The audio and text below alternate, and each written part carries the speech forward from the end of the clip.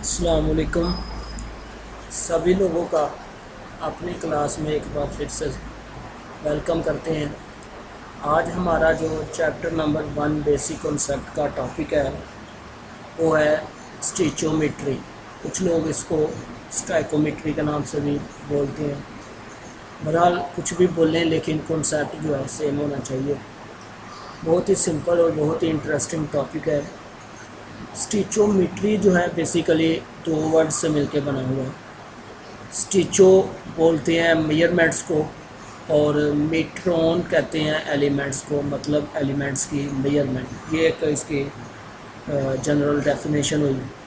लेकिन अगर इसकी प्रॉपर डेफिनेशन करें स्टिचोमेट्री की, तो स्टिचोमेट्री बेसिकली एक ब्रांच है केमिस्ट्री की जिसके अंदर हम स्टडी करते हैं quantitative relationship between reactants and product through balanced chemical equation. Quantitative relationship का क्या मतलब है? क्वांटिटेटिव रिलेशनशिप का मतलब ये है कि कितने ग्राम या कितनी क्वांटिटी में हमने रिएक्टेंट्स लिए थे और उनको रिएक्ट करवाने के बाद कितनी अमाउंट में, कितनी क्वांटिटी में हमारे पास प्रोडक्ट आए हैं। तो इस रिलेशनशिप को थ्रू बैलेंस्ड केमिकल इक्वेशन जिस ब्रांच के अंदर स्टडी किया जाता है उसको बोलते हैं स्टिचोमेट्री। फॉर एग्ज़ाम्पल देखें, हमारे सामने जो है एग्ज़ाम्पल है कि ए और बी जो हैं ये दो रिएक्टेंट हैं और ये चेंज हो रहे हैं सी और डी प्रोडक्ट में। तो अगर हम कहें कि ए की कुछ क्वांटिटी और बी की कुछ क्वांटिटी जो है इन्होंने रिएक्ट किया है और उसके जो मुकाबले में कितनी क्वांटिटी में जो है ना सी और डी प्रोडक्ट बने हैं, तो इस रिलेशन को बोलते हैं क्वांटिटेटिव रिलेशनशिप। फॉर एग्जांपल दूसरी एग्जांपल देखें कि मेरे पास हाइड्रोजन और ऑक्सीजन जो है ये दोनों रिएक्ट कर रहे हैं और इसके मुकाबले में रिएक्शन के नतीजे में हमारे पास जो है वाटर के मॉलिक्यूल्स बन रहे हैं। तो यहाँ पे देखो 4 ग्राम हाइड्रोजन जो है उसने रिएक्ट किया है 32 ग्राम ऑक्सीजन के साथ और 36 ग्राम जो है वाटर जो है प्रोड्यूस हुआ है। तो ये है क्वांटिटेटिव रिलेशनशिप के 4 ग्राम हाइड्रोजन जो है जब रिएक्शन करती है 32 ग्राम ऑक्सीजन के साथ, तो उस वक्त जो है 36 ग्राम जो है as a product water produce होता है। तो इस रिलेशनशिप को जो बोलते हैं इसको बोलते हैं क्वांटिटेटिव रिलेशनशिप। तो थ्रू बैलेंस्ड केमिकल इक्वेशन जब हम किसी चीज़ को स्टडी करते हैं तो बैलेंस्ड केमिकल इक्वेशन जो है ये सिर्फ़ और सिर्फ हमारा जो मेजर प्रोडक्ट है उसी को बताती है। उसके अलावा जो साइड प्रोडक्ट्स वगैरह बन सकते हैं, जो इम्प्योरिटीज़ वगैरह ऐड हो सकती हैं रिएक्शन में, उनके बारे में नहीं बताती। यहाँ पे देखें कि 4 ग्राम जो है हाइड्रोजन और इसके अलावा मतलब 4 ग्राम हाइड्रोजन जो है जब 32 ग्राम ऑक्सीजन के साथ मिलती है तो वाटर तो बनी गई, लेकिन उसके साथ साथ कोई साइड प्रोडक्ट हो सकती है, कोई इम्प्योरिटीज़ वगैरह ऐड हो सकती है। तो वो जो साइड प्रोडक्ट है या इम्प्योरिटीज़ वगैरह है उसके बारे में जो हमारी केमिकल इक्वेशंस हैं वो हमें नहीं बताती, ये लिमिटेशंस हैं। मतलब जो केमिकल इक्वेशंस की लिमिटेशंस हैं वो ये है कि रिएक्शन जो है साइड प्रोडक्ट दे सकता है, इम्प्योरिटी वगैरह हो सकती है। तो इम्प्योरिटीज़ वगैरह साइड रिएक्शंस के बारे में इक्वेशन नहीं बताती। इसके अलावा ये जो केमिकल इक्वेशन है ये कंडीशंस ऑफ रिएक्शन के बारे में नहीं बताती कि किन कंडीशंस के ऊपर जो है रिएक्शन हुआ है। दूसरी बात यह है कि ये हमें रेट ऑफ रिएक्शन यानी कि स्पीड ऑफ रिएक्शन के बारे में भी नहीं बताती। तो जब हमने बैलेंस्ड केमिकल इक्वेशन के थ्रू किसी चीज़ का क्वांटिटेटिव रिलेशनशिप निकालना होता है तो उस वक़्त हमें फिर कुछ ना कुछ अजम्पशन करनी पड़ती हैं। अजम्पशन को यूज़ करके जो है हम क्वांटिटेटिव रिलेशनशिप को निकालते हैं, क्योंकि बैलेंस्ड केमिकल इक्वेशन जो है सिर्फ़ और सिर्फ हमें मेजर प्रोडक्ट के बारे में बताती है। उसके जो एक्चुअल रिएक्शन है उसके अंदर क्या क्या मैकेनिज़्म है, क्या क्या साइड प्रोडक्ट हैं, क्या क्या इम्प्योरिटीज़ वगैरह हैं, वो चीज़ें नहीं बताती। तो इस डेफिशिएंसी को कवर करने के लिए, कंपनसेट करने के लिए फिर हमें जो है ना थ्रू बैलेंस्ड केमिकल इक्वेशन किसी भी क्वांटिटेटिव रिलेशनशिप को निकालने के लिए कुछ अजम्पशन जो हैं वो यूज़ करने पड़ते हैं, बनाने पड़ते हैं। वो अजम्पशन ये हैं कि पहला अजम्पशन ये है कि जितने भी रिएक्टेंट्स हैं सारे के सारे जो हैं प्रोडक्ट के अंदर चेंज होने चाहिए। पहला अजम्पशन तो ये है। मोस्टली यही होता है कि सारे के सारे रिएक्टेंट्स जो हैं प्रोडक्ट में चेंज नहीं होते, लेकिन फिर हम अजम्पशन जो है यूज़ करते हैं कि जितने भी रिएक्टेंट्स हैं वो सारे के सारे जो हैं प्रोडक्ट में कन्वर्ट होने चाहिए। दूसरा जो अजम्पशन है कि किसी तरह का भी कोई साइड रिएक्शन नहीं होना चाहिए। मतलब कहने का ये है कि जितनी अमाउंट जो रिएक्टेंट्स की है वो सारी के सारी प्रोडक्ट में चेंज हो, उसके अलावा जो इररेलेवेंट हमारे पास कोई चीज़ है वो नहीं बननी चाहिए। तीसरा जो अजम्पशन है वो ये है कि law of conservation of mass and law of definite proportion जो है ये दोनों ओबे होने चाहिए। सबसे पहले हम बात करते हैं कि law of conservation of mass क्या है। Law of conservation of mass इसी तरह है जिस तरह हम बात करते हैं law of conservation of energy की, कि एनर्जी जो है ना पैदा होती है ना फना होती है, बल्कि एक फॉर्म से दूसरी फॉर्म में चेंज होती है। तो जब हमने बैलेंस्ड केमिकल इक्वेशन के थ्रू जो है क्वांटिटेटिव रिलेशनशिप को स्टडी करना है तो उस वक्त law of conservation of mass को फॉलो करना होगा। मतलब कहने का ये है कि अगर हम बात करें ऊपर वाले ही एग्जांपल की, यानी कि जब हम बात करते हैं वाटर की फार्मेशन की, तो हम कहेंगे कि यहाँ पे law of conservation of mass को फॉलो करते हुए हम कहेंगे कि 4 ग्राम हाइड्रोजन जो है 32 ग्राम ऑक्सीजन के साथ जब रिएक्शन करेगी तो उस वक्त 36 ग्राम वाटर बनना चाहिए। ये नहीं हो कि 31 ग्राम वाटर बन रहा है या 32 ग्राम 3 ग्राम वाटर बन रहा है, सिर्फ़ और सिर्फ 36 ग्राम जो है वाटर बनना चाहिए। मतलब कहने का ये है कि 4 ग्राम ऑक्सीजन और 32 ग्राम ऑक्सीजन जो है 36 ग्राम 36 ग्राम जो है वाटर प्रोड्यूस कर रही है। ये होना चाहिए law of conservation of mass के अकॉर्डिंग। दूसरा जो लॉ है वो भी ओबे होना चाहिए, law of definite proportion.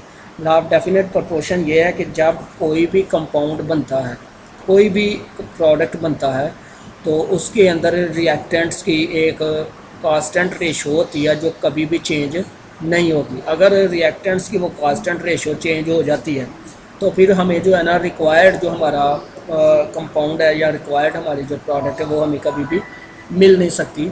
For example अगर हमने वाटर प्रोड्यूस करना है हाइड्रोजन और ऑक्सीजन को मिला के, तो इसके लिए हमें हाइड्रोजन और ऑक्सीजन की 2:1 रखनी होगी।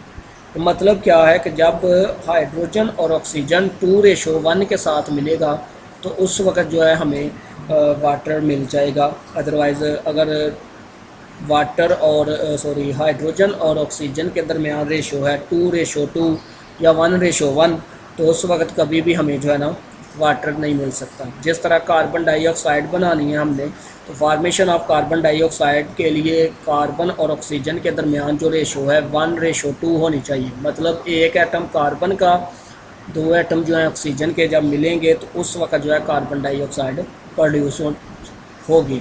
तो ये है डेफिनेट प्रोपोर्शन के जब भी कोई कंपाउंड बनता है तो उस कंपाउंड के अंदर जो एटम्स हैं वो एक ख़ास रेशो के साथ मिलते हैं, जो रेशो चेंज नहीं होती। अगर रेशो चेंज हो जाएगी तो कंपाउंड जो है सारे का सारा चेंज हो जाएगा। तो ये कुछ असम्पशन थे जो हमने स्टिचोमेट्री को के अंदर जो है क्वांटिटेटिव रिलेशनशिप को स्टडी करते हुए हमने फॉलो करने हैं। इसके अलावा स्टिचोमेट्री के अंदर जो हम रिलेशनशिप्स पढ़ते हैं कि कौन कौन सा रिलेशनशिप होता है, किस तरह से कोई अमाउंट दी हुई है तो उसको प्रोडक्ट की अमाउंट उससे कैसे फाइंड कर सकते हैं, मतलब रिलेशनशिप कौन कौन से हैं। इसमें हम 4 तरह के रिलेशनशिप पढ़ते हैं। आपके सामने जो है नज़र आ रहा है कि मास रिलेशनशिप पढ़ते हैं हम। इसके अलावा मास मोल रिलेशनशिप पढ़ते हैं। इसके अलावा मास वॉल्यूम रिलेशनशिप पढ़ते हैं। इसके अलावा जो है ना लास्ट वाला जो है मोल रिलेशनशिप पढ़ते हैं।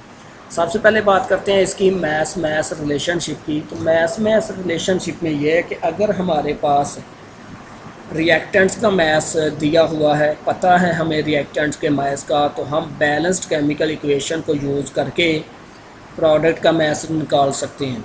एंड वाइस वर्सा, मतलब इसके उल्ट भी कर सकते हैं। कहने का मतलब ये है कि अगर हमारे पास प्रोडक्ट का मैस दिया हुआ है तो हम बैलेंस्ड केमिकल इक्वेशन को यूज़ करके जो है रिएक्टेंट का मैस निकाल सकते हैं, और अगर रिएक्टेंट्स का मैस दिया हुआ है तो हम प्रोडक्ट का मैस निकाल सकते हैं। इसी तरह दूसरा रिलेशनशिप है मैस मोल रिलेशनशिप। इसमें हम क्या करते हैं, इसमें अगर रिएक्टेंट्स का मैस दिया हुआ है तो उसको यूज़ करके बैलेंस्ड केमिकल इक्वेशन के थ्रू प्रोडक्ट के मोल निकाल सकते हैं, या प्रोडक्ट के अगर मोल दिए हुए हैं तो उसको यूज़ करके हम रिएक्टेंट्स का मैस निकाल सकते हैं। थर्ड रिलेशनशिप इसी तरह से है कि मैस वॉल्यूम रिलेशनशिप है कि अगर रिएक्टेंट्स का मैस दिया हुआ है तो उसको बैलेंस्ड केमिकल इक्वेशन को यूज़ करके प्रोडक्ट का वॉल्यूम निकाल सकते हैं। अगर प्रोडक्ट का वॉल्यूम दिया हुआ है तो उससे हम जो है ना रिएक्टेंट्स का मैस निकाल सकते हैं, या सिंपल अगर रिएक्टेंट्स का वॉल्यूम दिया हुआ है तो उसको थ्रू हम जो है ना प्रोडक्ट का मैस निकाल सकते हैं। किसी भी तरह से हम जो है ना इसको कैलकुलेट कर सकते हैं। लास्ट वाला जो हमारे पास रिलेशनशिप है वो है मोल मोल रिलेशनशिप। तो अगर हमारे पास रिएक्टेंट्स या प्रोडक्ट के मोल दिए हुए हैं, किसी भी एक के मोल दिए हुए हैं, तो हम बैलेंस केमिकल इक्वेशन को यूज़ करके जो है ना दूसरा जो हमारा रिक्वायर्ड है जो रिक्वायर्ड मटेरियल है या रिक्वायर्ड प्रोडक्ट है या रिएक्टेंट्स है उसके मोल फाइंड कर सकते हैं। तो इसकी जो है ना हम एग्जांपल करते हैं, उससे जो है हमें बेहतर आइडिया हो जाएगा कि स्टिचोमेट्री के अंदर किस तरह से जो है रिएक्टेंट्स या प्रोडक्ट का अगर कोई चीज़ कोई क्वांटिटी दी हुई है तो उससे हम अपोजिट क्वांटिटी जो है कैसे फाइंड कर सकते हैं। तो हमारे पास एग्जांपल है स्टिचोमेट्री को समझने के लिए। एग्जांपल है हमारे पास, क्या है एग्जांपल के calculate number of grams of potassium sulphate and water produced when 14 gram of potassium hydroxide are reacted with excess of sulfuric acid. Also calculate the number of molecules of water produced. Example को समझें। वो कह रहा है कि जब 14 gram potassium hydroxide axis quantity में sulphuric acid के साथ रिएक्शन करता है तो उस वक्त दो चीज़ें बनती हैं। एक बनता है पोटाशियम सल्फेट और साथ बनते हैं वाटर। ये वो एग्जांपल के अंदर हमें इंफॉर्मेशन दे रहा है कि पोटाशियम हाइड्रोक्साइड और सल्फ्यूरिक एसिड का अगर रिएक्शन किया जाए तो इसके नतीजे में दो चीज़ें बनती हैं। पहली चीज़ है पोटाशियम सल्फेट, साल्ट बनता है, साथ में वाटर प्रोड्यूस होता है, न्यूट्रलाइजेशन का रिएक्शन।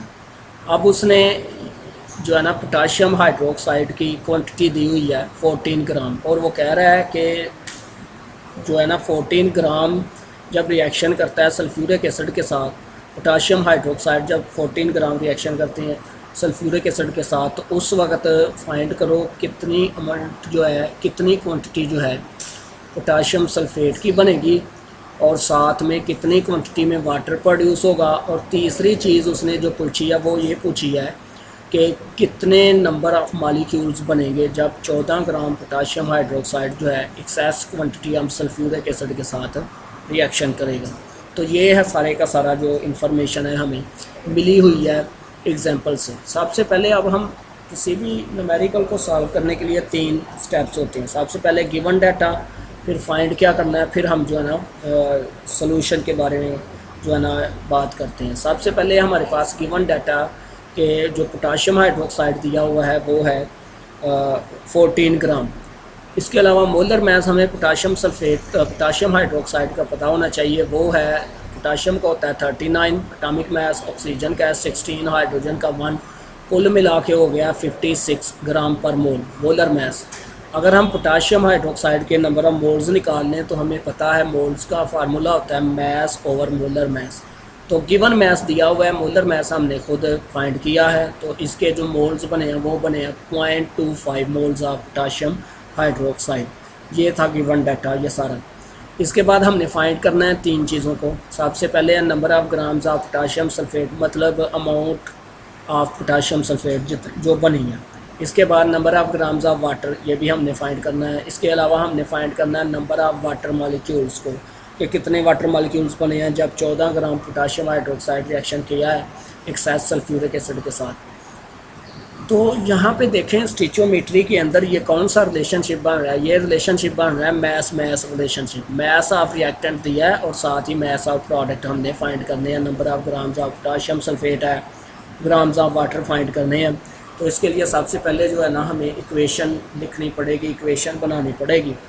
तो आपके सामने ये इक्वेशन नज़र आ रही है आपको कि पोटाशियम हाइड्रोक्साइड का रिएक्शन हुआ है सल्फ्यूरिक एसिड के साथ और इसके नतीजे में पोटाशियम सल्फेट प्लस वाटर बना है। इसको बैलेंस करने के लिए यहाँ पे देखें पोटाशियम का 2 है, इसको बैलेंस करने के लिए हम यहाँ पे 2 कर देंगे, इक्वेशन बैलेंस है। तो सबसे पहले हम क्या करेंगे, हम जो है ना number of grams of potassium sulphate निकालेंगे।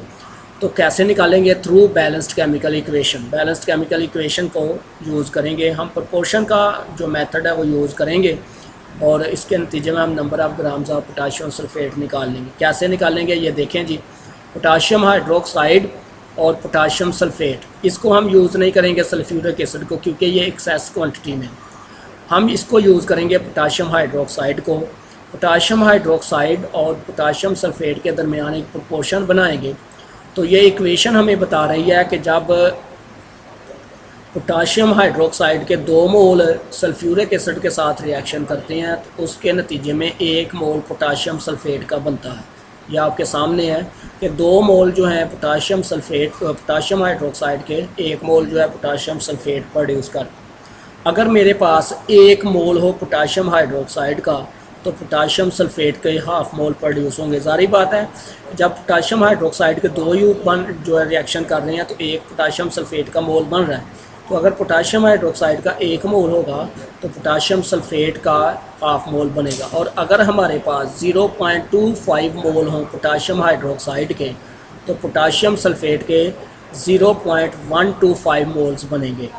तो ये हैं number of moles of potassium sulphate जो प्रोड्यूस हुए हैं कब, जब 14 ग्राम पोटाशियम हाइड्रोक्साइड ने एक्सेस ऑफ सल्फ्यूरिक एसिड के साथ रिएक्शन किया है।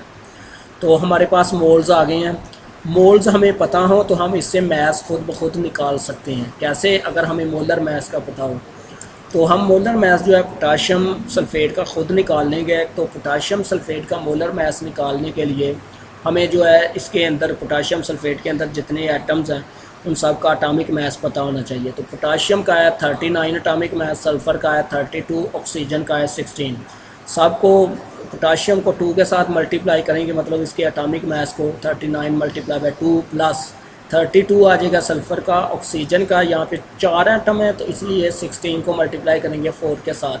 तो टोटल कुल मिला के हमारे पास जो आएगा molar mass of potassium sulphate वो है 174 ग्राम पर मोल। तो हम मोलर मैस और नंबर ऑफ़ मोल्स को आपस में जब मल्टीप्लाई करेंगे तो उस वक्त हमें मैस ऑफ पोटाशियम सल्फेट मिल जाएगी क्योंकि नंबर ऑफ़ मोल्स होते हैं मैस ओवर मोलर मैस। तो हमने निकालना है मैस, तो molar mass multiply by number of moles, तो हमारे पास मैस ऑफ पोटाशियम सल्फेट आ जाएगी। तो मैस ऑफ पोटाशियम सल्फेट जो है हमारे पास आ जाएगा 21.75 ग्राम। ये था भाई पहला हमने पार्ट जो है सॉल्व किया। दूसरा पार्ट है हमारे पास number of grams of water. तो number of grams of water produce जो है ना फाइंड आउट करने के लिए फिर हम बैलेंस्ड केमिकल इक्वेशन को यूज़ करेंगे। तो बैलेंस्ड केमिकल इक्वेशन को यूज़ करके हमें पता चल रहा है कि जब 2 मोल पोटाशियम हाइड्रोक्साइड के 1 मोल सल्फ्यूरिक एसिड के साथ रिएक्शन करते हैं तो उस वक्त जो है 2 मोल जो है 2 मोल जो है वाटर प्रोड्यूस होता है। इसी तरह अगर हमारे पास 1 मोल पोटाशियम हाइड्रोक्साइड का होगा तो वाटर का भी 1 मोल ही बनेगा।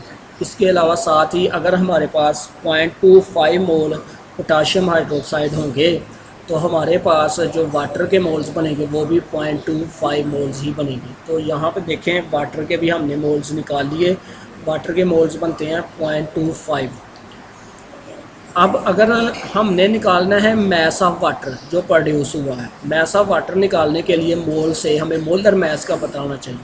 तो मोलर मैस ऑफ वाटर जो है हमारे पास है वो हमें पता है कि हाइड्रोजन का यहाँ पे 2 होगा, 2 हाइड्रोजन के एटम है, ऑक्सीजन का 1 एटम है, 16 + 2 18 ग्राम पर मोल मोलर मैस ऑफ वाटर है। मैस ऑफ वाटर निकालेंगे तो moles multiply by molar mass, जिस तरह हमने ग्राम्स ऑफ पोटाशियम सल्फेट निकाले थे तो 0.25 को मल्टीप्लाई करेंगे 18 के साथ हमारे पास जो मैस ऑफ वाटर है वो आ जाएगा 4.50 gram of water produced when 14 gram potassium hydroxide are reacted with excess quantity of sulphuric acid. जो थर्ड पार्ट है वो है हमारे पास नंबर ऑफ वाटर मॉलिक्यूल्स के, वाटर के कितने मॉलिक्यूल्स बने हैं। तो नंबर ऑफ वाटर मॉलिक्यूल्स निकालने के लिए हमने प्रीवियस लेक्चर में जो है एवोगाड्रोस नंबर के ऊपर काफ़ी ज़्यादा डिस्कस की थी, उसके डिस्कशन किया था। वो ये था कि किसी भी चीज़ के जब हम मॉलिक्यूल्स निकालते हैं, नंबर ऑफ़ एटम्स निकालते हैं, नंबर ऑफ़ आयंस निकालते हैं, तो उस वक्त क्या करना पड़ता है, जो मोल्स होते हैं उस एलिमेंट को, उस कंपाउंड के, उसको एवोगाड्रोस पार्टिकल के साथ मल्टीप्लाई किया जाता है। तो यहाँ भी वही जो है ना बात आनी है कि number of water molecules find करने के लिए मोल्स ऑफ वाटर को मल्टीप्लाई करना पड़ेगा एवोगाड्रोस पार्टिकल के साथ। तो मोल्स हमारे पास हैं जो वाटर के वो हैं 0.25 ऊपर हमने फाइंड किए हैं, और एवोगाड्रोस पार्टिकल की जो क्वांटिटी है वो भी हमें पता है 6.02 इंटू 10⁻23 है। मल्टीप्लाई करेंगे तो हमारे पास जो वाटर के मॉलिक्यूल्स आ जाएंगे वो आ जाएंगे 1.5 into 10⁻23 molecules of water are produced when 14 gram potassium hydroxide are reacted with excess of water molecules. तो ये था भाई हमारा रिलेशनशिप। इस तरीके से हमने जो है मैस ऑफ रिएक्टेंट दिया हुआ था, थ्रू बैलेंस्ड केमिकल इक्वेशन उसको यूज़ करके हमने जो है प्रोडक्ट का मैस भी निकाल दिए हैं, प्रोडक्ट के नंबर ऑफ मॉलिक्यूल्स भी निकाल लिए हैं। तो ये थी स्टिचोमेट्री और इसकी एप्लीकेशन। इंशाल्लाह हम नेक्स्ट लेक्चर में बात करेंगे लिमिटिंग रिएक्टेंट्स की, उसकी एप्लीकेशंस की। तो आज तक जो है इसी टॉपिक के ऊपर जो है हम बात की। इसी टॉपिक को आप दोबारा से रीड आउट करें, पढ़ें, समझें। जिस बात की समझ नहीं आती तो कमेंट बॉक्स में लिखें, इंशाल्लाह आपको ज़रूर जो है आंसर मिलेगा। तो आप इसको स्टडी करें, बार बार स्टडी करें, समझें इसको, इसकी एप्लीकेशन को समझें। और नेक्स्ट अगली क्लास के लिए अल्लाह हाफिज़, फिर मिलेंगे एक नए टॉपिक के साथ। अल्लाह हाफिज़।